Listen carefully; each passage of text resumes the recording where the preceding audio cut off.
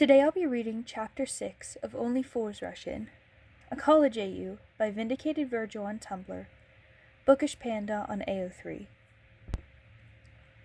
Trigger warnings apply to this chapter, including mentions of past abusive relationship and physical violence, brief and subtle mentions of sex, mentions of scars and picking at scabs, food mentions of hospitalization, police, and jail. Please proceed with caution while listening and/or reading. Chapter 6: A Twin and 12 Tattoos. Remus watched as his brother ran around playing with the others. He was smiling, laughing, in a way that was much more light-hearted than when they played in their bedroom at home. Remus dug his finger further into the hole of dirt he'd made, the muck getting under his fingernails, but he didn't care. With his other hand, he pulled frustratingly at the grass around him, but his eyes were focused on Roman, pretending to be a prince, defeating the kids who were the villains in the scenario. When they got home from school that afternoon, Roman immediately turned on the television to watch a Disney cartoon, and Remus felt the anger bubbling up inside him. He was jealous. He loved his brother more than anyone ever could, and how could Roman stand to be around everyone else? They were mean to Remus, making fun of the way his hands twitched.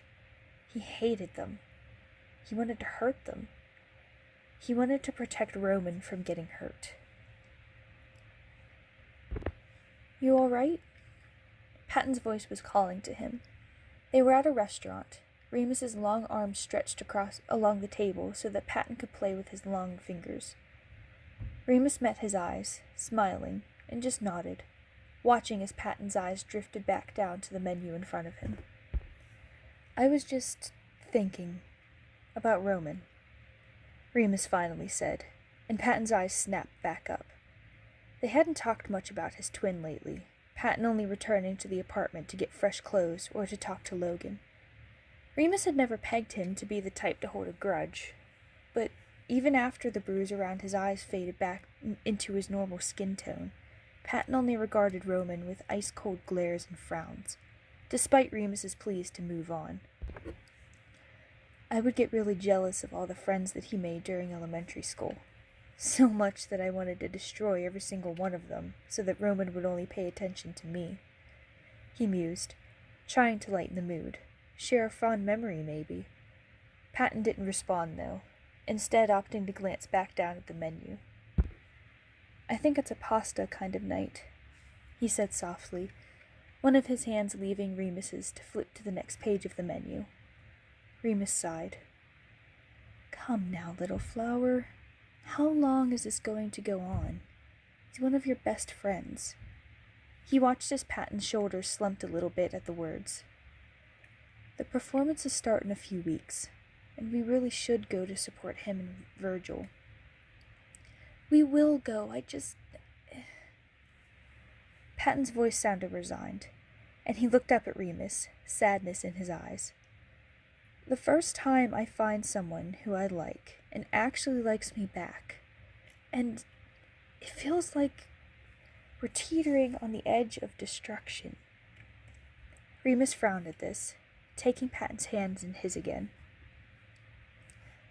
"Pat, I promise, you mean too much to me for me to let anything bad happen to us. But Roman is one of your best friends, and he's my brother, and we just have to move on from this." His eyes were pleading, and Patton's face fell, but he nodded. "I know, you're right. I hated seeing you hurt," he explained, and Remus smiled lovingly at him. Then the waiter came over to take their meal orders, and the pair fell into a gentle conversation. "Ew! Remus is picking at his scab!" One of the girls in the class was shrieking at him, pointing and covering her face in horror, but Remus couldn't help it. When he fell off his skateboard last week and scratched up his arm, it left a scab that he knew would be pleasing to peel off. And this class was so boring. He didn't understand why they were reading books from mid-century when there were way more interesting contemporaries. Remus, stop disturbing your classmates or you'll be sent to the office. Again. The teacher's voice was tired. Remus had been sent to the office twice already that month, and it started to cause a rift in their home. Roman, perfect, sweet Roman, was doing so well, got the lead in the school play during his freshman year. But Remus, oh, what would they do with him? The night before, he went down to get water from the kitchen, but overheard his parents talking about him. The words boarding school and military school were thrown around, sending Remus into a fit of rage. He stormed out into the backyard, taking refuge in the treehouse that he used to spend every summer afternoon in with Roman. Why didn't anyone understand him? His brain was weird, but no one listened to him. Even Roman had started to tune him out with headphones blasting musical numbers and Disney songs. Remus had lost the one person who he thought he could trust. He wished that his parents would listen to his pleas about going to see a therapist, but their response was always the same. It cost too much money. But he had done his research. It would cost significantly less to send Remus to therapy than it would to send him to boarding school or military school, and he knew that if he was sent away, he would only get worse. He tried explaining this to them, to Roman, but they all avoided him when he had his outbursts. Eventually, he gave up, instead opting to sneak out of the house every night to wander the dark streets of their small town. That was when he met them, a small group of boys a bit older than him, who would plague the park every night until a police cruiser came by to tell them all to go home. Remus felt like he belonged with them as he spoke of his bad thoughts, of bashing his brother's head in with the oar that hung above the fireplace, a memento of their father's days rowing in college. They took Remus under their collective wing, showing him the best places to lurk at night, teaching him the best ways to sneak off of their school campus. How was he supposed to know what would happen? Patton was putting some of his clothes into a duffel bag, and Remus was sitting cross-legged on the floor. The more clothes I pack, the less I'll have to come back here, he mused, pawing through his closet. Remus sighed, stretching his arms up so his shirt lifted a little bit, revealing some skin. Patton glanced over at him, eyes traveling to the tattoos that were covering some of Remus's stomach scars. He stepped closer, sinking down to kneel in front of Remus, and his fingers tugged at the hem of the shirt, pulling it over Remus's head. He pressed against the tattoos of throwing stars, feeling the scar tissue underneath.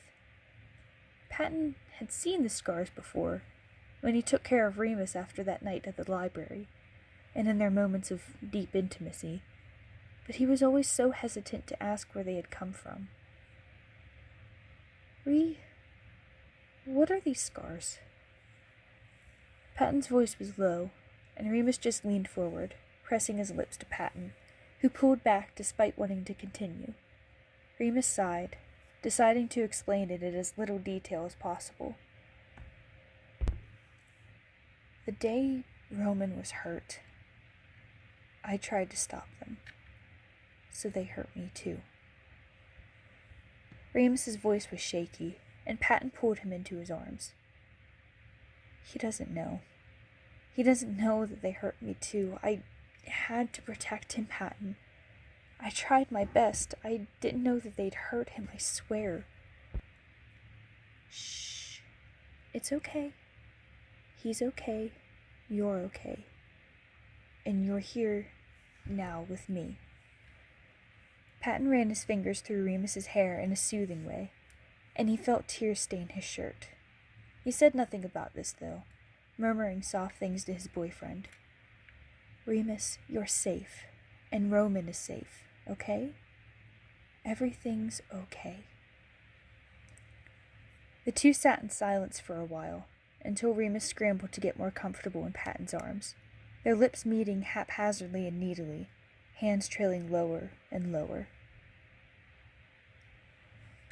Patton smiled lazily over at Remus afterwards, his fingers grazing along the crossbow tattoo on the back of his shoulders. His eyes trailed down, onto the letters tattooed brutally on Remus's lower back, and leaned down to press a kiss to the word. I don't think you're naughty. Well, maybe sometimes, he teased, and Remus laughed lowly, stretching his arms out to rest on his head. I can be more or less naughty, babe, whatever you want, he replied, softly as Patton's fingers trailed along the rest of Remus's tattoos. Patton had come to love them all for their uniqueness. The knife that was on his right middle finger, the quiver with bows on the back of his upper right arm, the poleaxe on his right outer ankle, the 3 throwing knives on the bottom of his left foot, even the flail on his left thigh. Sometimes, in the pale light of the night, Patton would press kisses to all 12 of Remus's tattoos, murmuring sweet words that made Remus want to scoop his boyfriend up and snuggle forever. Have you ever thought of getting more tattoos? Patton finally spoke over the comfortable silence that had fallen over the couple. Remus glanced over his shoulder at him, pursing his lips in thought. Maybe some science beakers, he said. What about you, little flower? Patton had just the floral tattoos on his arms and upper shoulders, and Remus loved massaging his long fingers over them. More flowers would always be good, Patton murmured, and Remus sat up, pulling the smaller man into his arms. I always told Roman that he should get a musical notes along his spine, Patton said without thinking, and Remus smiled fondly at him. Oh, Pat, you really need to talk to him. I can tell that you miss him, he said, and Patton's eyes fell, nodding. I would miss Janice or Virgil if I didn't see them anymore. How did you even meet them? Patton asked, trying to change the subject. Remus closed his eyes, deep in thought. I jumped in their cart at the grocery store and told them to push me around like a baby. Virgil was Virgil about it, of course, but Jan, he ran with it. Literally. Remus said nonchalantly, and Patton giggled a little at what he clearly knew was a lie. Okay, fine. I was in a general education science class with them. There was a project that required 3 people, so they asked me to join their duo. I didn't leave them alone after that. He pressed his face into Patton's side, making the other giggle again. I love the sound of your giggles. I love you, Patton breathed out, and Remus's breath caught in his throat, memories flooding back through his mind, and he gripped at Patton to try and ground himself, to remind him that he was there, on Patton's bed, not in that place or with that person. Remus looked up at him from his spot on the floor, his eyes focused on the bare skin that shouldered when he lifted the shirt over his head. And Remus was filled with adoration and awe, and the words fell out of his mouth like bricks, and he couldn't stop them. I think I'm in love with you. He had hoped for a smile or a soft glance back, but all he got was a glare and a frown. No, you don't. Get that fucking thought out of your head, whore. His voice was raspy as always, but now it was laced with poison. Remus thought that he would implode from the impact of those words, but they refused to leave his soul. Hey, what's wrong? Did I mess up? Patton's voice was back, calling Remus into the present, into the soft touches and worried glances of the floral boy. I'm so sorry if I upset you. Remus shook his head quickly, looking up at Patton's concerned face. You didn't, Remus hadn't said those words to anybody since that day, since that spot on the floor. I need to tell you more about my past, before I say anything else. Patton nodded, worry still evident in his eyes, and Remus sat up, taking Patton's hands into his own. In high school, I joined this group. They were the only ones who I thought could understand me, because my parents and Roman had long given up on me. Please, Pat, just let me say this. Remus's eyes were pleading, and Pat nodded again, allowing the silence to fill the space between them before Remus started talking again. My parents were considering sending me to military school or boarding school. They wouldn't let me go to therapy. I knew that I needed it, but instead, I met this group of guys who caused all kinds of chaos. Except, for the first time in my life, I felt like I fit in with someone who didn't look exactly like me. They listened to me. Remus sighed. And then they took what I was saying, what I hate that I was thinking, way too literally. They hurt Roman, and then me when I tried to protect him. This was the part of the story that Patton knew. Police showed up. Roman was taken to the hospital, as was Remus, but the only difference was that Remus was in handcuffs. After he was declared okay, he had to sit in a jail cell with his friends. Remus didn't know if Roman was okay or not, and his parents didn't free him, even as all of his friends were bailed out. When he was finally let out, he requested a psychological evaluation. His parents couldn't put their foot down on this, and when he was evaluated, they found out just what was wrong with Remus, why he was the way that he was. So he finally got to go to therapy and get treatment, but his relationship with Roman was never the same. After everything went down, I went back to the park.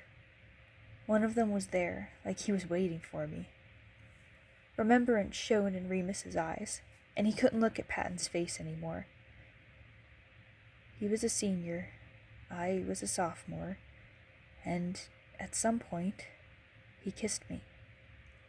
I was young and stupid, and we fell into, well, for lack of the better word, a relationship. But it was toxic. I got my naughty tattoo at that time. Got the tattoo area infected too. He sighed. Patton hadn't said anything or made any movements, so Remus kept going, kept reminiscing. I didn't know what love was. It wasn't that, but I didn't know any better. So being the dumb kid I was, I told him. I blurted it out. He hit me so hard that day that when I got home, Roman flipped his shit. Told me that if he ever saw me with one of those guys again, he'd call the police and tell them that I was being abused and hurt and that I needed to be sent away for my protection. Remus felt a finger graze his cheek. He was crying, and Patton was wiping his tears away with the pad of his thumb. I couldn't bear to hurt Roman again, even though we had grown so distant, so I never contacted any of them again. But that day was the last day I ever told someone that I loved them. I'm almost afraid to say it. All the others I've dated, whenever they said it, I bolted. Because what if they were lying, and when I said it back, they hurt me? Silence fell over the room, and then Patton's hand was there on his cheek, and he wanted to flinch. He wanted to cry and run and scream. But he didn't. And then Patton's lips were on his, and it was like CPR. He was getting filled with love and hope and air and sunshine. Patton was all of those things, and Remus knew that he wouldn't get hurt by him. Remus, I know that you've been hurt. I feel it, and my heart aches for you. Patton's voice was soothing, and Remus wanted to wrap himself up in it like a blanket. But I swear to you, I am here. I am in this. I love you, Remus, and I don't care if you say it for months or years, or if you never say it out loud. I'm not changing my mind on this. I'm not going to run or leave. here I am. I'm yours. And then Remus was clinging to Patton's shoulder, sobbing, his breathing more like gasping, but he was bolstered by Patton's surprisingly strong grip. The words were so close to coming out of his mouth, but it was like there was a phantom hand over his mouth, pushing them back in, making him gag, and he couldn't say it. But oh, he wanted to. Roman's hand was frozen over the door handle to Patton's room. He listened, accidentally. The admissions by Remus of everything that had happened. He didn't know that Remus had gotten hurt too. Not like he did. Regret filled his every cell, and he wanted to run in, sobbing, and hug his brother like they'd hug when they were kids. For no reason, and for every reason. Instead, he pulled his hand back, sticking it into his jacket pocket. He glanced over his shoulder to see Logan adjusting his glasses. Roman nodded, looking down, then went into his room. Maybe a letter, maybe a note, something to tell Remus that he understood, that he felt his pain, and that they were going to be okay someday, very soon. He needed to apologize to Patton, too. Patton and Remus were heading out of the apartment.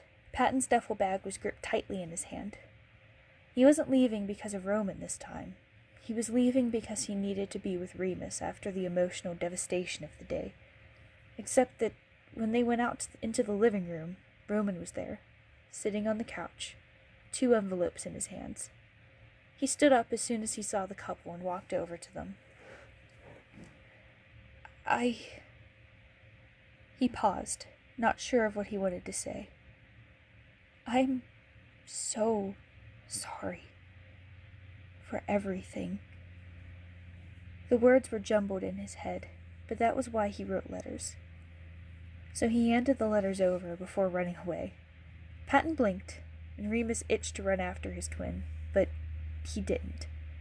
Instead, they both sat down on the couch, Patton's duffel bag left forgotten and dropped on the floor. Dear Patton, I'm sorry. I wanted so hard to believe that I was protecting you so that what happened to me didn't happen to you. But I ended up being the one who hurt you in the end. Remus has grown so much, and now I see that everything that happened to us in high school had less to do with him and everything to do with the horrible people around us, including our parents. My mind has been so focused on Virgil and the musical that I didn't even realize how quickly you and Remus have fit together and fallen in love. And I'm so happy for you, Patton. I truly am. I know that I've messed up. I don't think that I can ever forgive myself, so I don't expect forgiveness from you. But I promise that if you ever want me around you, I will do my best to be the best gosh darn friend you've ever had. Excluding Logan, I know that you two are the pinnacle of friendship, and I don't want to erase that. You are one of my best friends, Patton, and I love you. Roman. Dear Remus, I didn't intend to overhear part of your conversation with Patton, but I did. And so now I know. I know that you were hurt trying to protect me from them, that you went to therapy like I did, that you've been so hurt, so much more than I could ever have imagined. And I'm so sorry. I'm so sorry that I wasn't there for you when you needed your brother, a friend, anyone. I should have defended you to all my friends and the people in our school who said such horrid things about you. I should have defended you to Mom and Dad. I should have listened to you, and I'm so sorry that I didn't. I wish I could go back in time and listen to you when you begged for us to hear you. I'm also sorry that I punched you. I've been on edge lately. I told Virgil that I love him, and he hasn't said it back. Musical dates are coming up, and I'm so scared for Virgil. He's so nervous. My whole mind is filled with him, and I panicked when I thought that Patton was getting hurt, because that means I dropped the ball. I was supposed to protect him, protect my friends so that they wouldn't get hurt the way I did. Except I'm the one that hurt him, and I hurt you too. And this whole time, maybe I should have been more concerned with protecting you, Remus. I'm trying to look at things with an optimistic lens, but I know that I've fucked up, and I don't know if I can ever forgive myself. So I don't expect forgiveness from you or from Patton. But I'm going to say this because you need to hear it. You are not broken, Remus. The things that happened to you did not happen to you because you deserve them. You didn't deserve any of it. You are an incredible person, a great brother, and I see how much you care for Patton. He is what you truly have earned, someone to make you happy and hopeful, and to give you all of the love that you were wrongfully not given. I'm not sure how to be a better brother to you, but I'm going to do my best. I love you, Remus. I'm sorry. Roman.